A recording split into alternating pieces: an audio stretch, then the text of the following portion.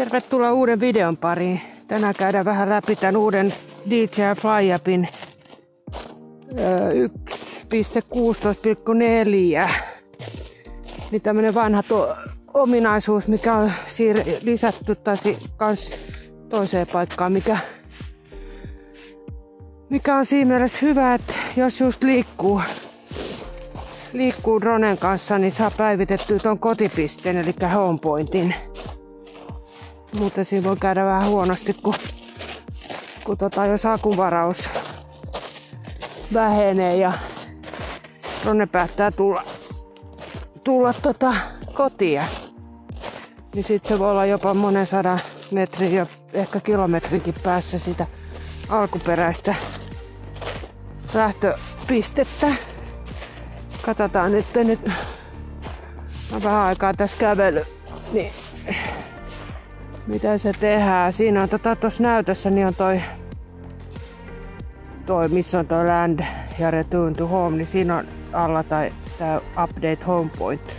Kun painaa sitä ja sitten valitsee tuon controller ja painaa OK,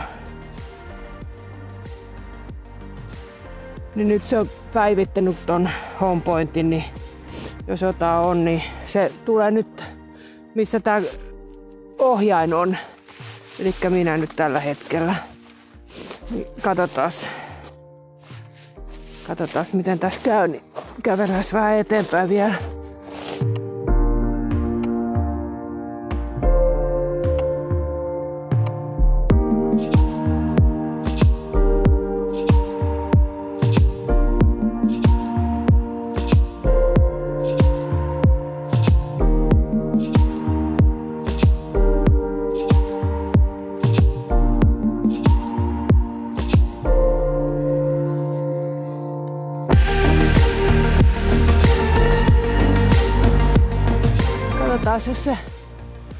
Jos siinä on aurinko, otetaan näin.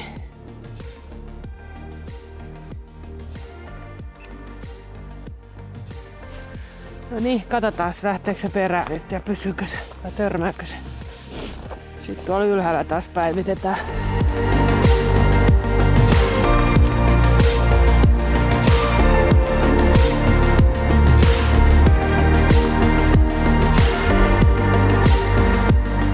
Silleen nyt, just kun on seuraa, niin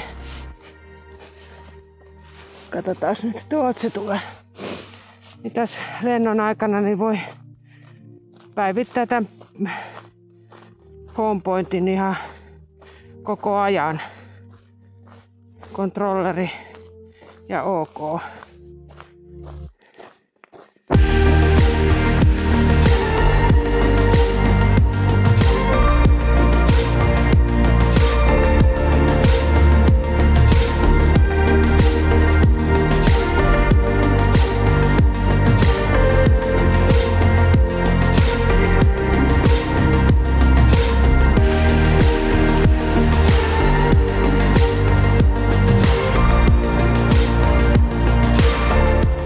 Sitten voidaan lopettaakin tää video tällä kertaa. Mutta kiitos kun katsoit videon ja palataan seuraavan videon pariin sitten jossain vaiheessa.